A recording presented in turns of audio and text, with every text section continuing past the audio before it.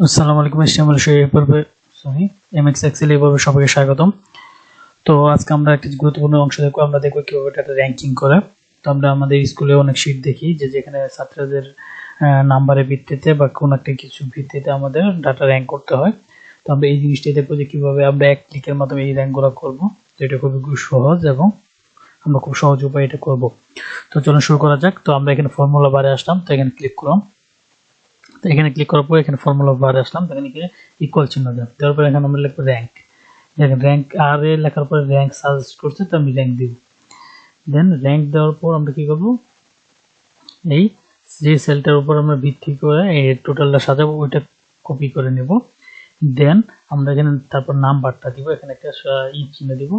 দেন আমরা এখানে কি করব, সে পুরো অংশটা কি করব, সিলেক্ট করে নেব। দেন এখানে আমরা নাম্বার দেওয়া শেষে রেফারেন্স দিতে হবে। তো রেফারেন্স হিসেবে কি দিতে হবে, তো রেফারেন্স হিসেবে আমরা এখানে F4টা ক্লিক করব। দেন একটা কমা দিব, ঠিক আছে। কমা দেওয়ার পর এখানে আমরা এখানে অ্যাসেন্ডিং আর ডিসেন্ডিং আছে। তো অ্যাসেন্ডিং আর ডিসেন্ডিং জিনিসটা কি, তো অ্যাসেন্ডিং আর ডিসেন্ডিং জিনিসটা হয়তো আপনারা যারা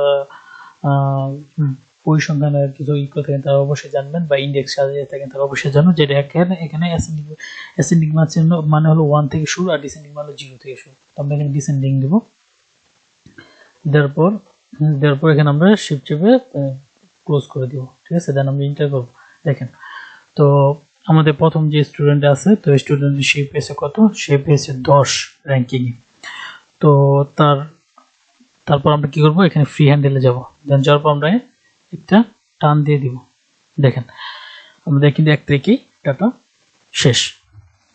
তো আমরা এখানে কিভাবে করলাম, তো এটা আমরা দেখেন, তো আমরা এক ক্লিকের মাধ্যমে করছি। এখানে যে স্টুডেন্ট 8 আছে তার মার্ক হলো 90, সে ফার্স্ট, ঠিক আছে। দেন এখানে যে